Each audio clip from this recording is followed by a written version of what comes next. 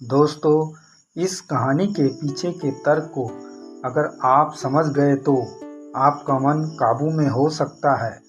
पहली बार जब इस कहानी को मैंने पढ़ा तो मुझे इसका तर्क समझ नहीं आया, लेकिन इसका भाव प्रेरणादायी है। एक बार महात्मा बुद्ध किसी नगर से गुजर रहे थे। बुद्ध की नज़र एक कपड़े के व्यापारी पर पड़ी जो दुखी और हताश दिखाई दे रहा था। बुद्ध चलकर उनके पास गए और पूछा कि हे बंते, तुम इतने उदास क्यों हो? अगर तुम मुझे अपनी चिंता का विषय बताओ तो मैं तुम्हारी कुछ मदद कर सकता हूँ। कपड़े के व्यापारी ने बुद्ध को प्रणाम किया और उनका अंदर बुलाया।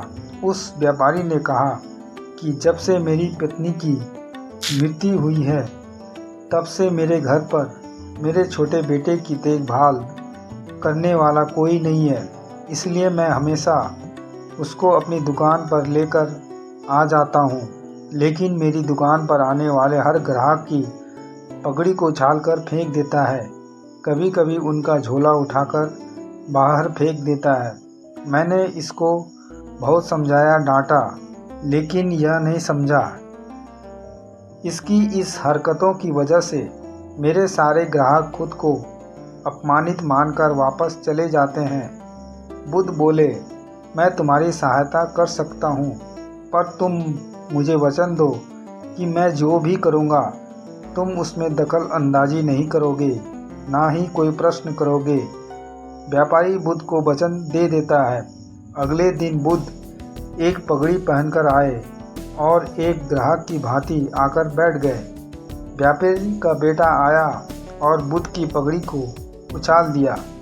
महात्मा बुद्ध मुस्कुराए और कहा, बहुत अच्छा, जाओ उस पगड़ी को वापस लेकर आओ। वह बच्चा दौड़ कर गया और पगड़ी लाकर बुद्ध को दे दी। अगले दिन बुद्ध एक कुल्हाड़ी और एक लकड़ी लेकर आए। उस लड़के ने फिर से उस पगड़ी को उछाल दी। बुद्ध ने उस लड़के को कुल्हाड़ी और लकड़ी दे दी और कहा, जाओ इस लकड़ी को काटो। व्यापारी को थोड़ा सा डर लग रहा था कि कहीं उसके लड़के को चोट नहीं आ जाए, लेकिन उसको अपना वचन याद था। 7 दिन तक महात्मा बुद्ध कोई न कोई नया काम लेकर आते और उस लड़के से करवाते। शीघ्र ही वह लड़का भूल गया कि उसको किसी की पगड़ी उछालनी है। व्यापारी बहुत खुश हुआ और बुद्ध को धन्यवाद दिया। मुझे पता है कि इस कहानी का और मन के वश को कोई विशेष संबंध नहीं है, लेकिन पहले आप इस तर्क को समझ लीजिए। अगर हम अपने मन को अपने हिसाब से काम नहीं करवाएंगे तो मन अपने हिसाब से काम करेगा। मन वश में हो सकता है यदि मन को हम अपने अनुसार चलाएं।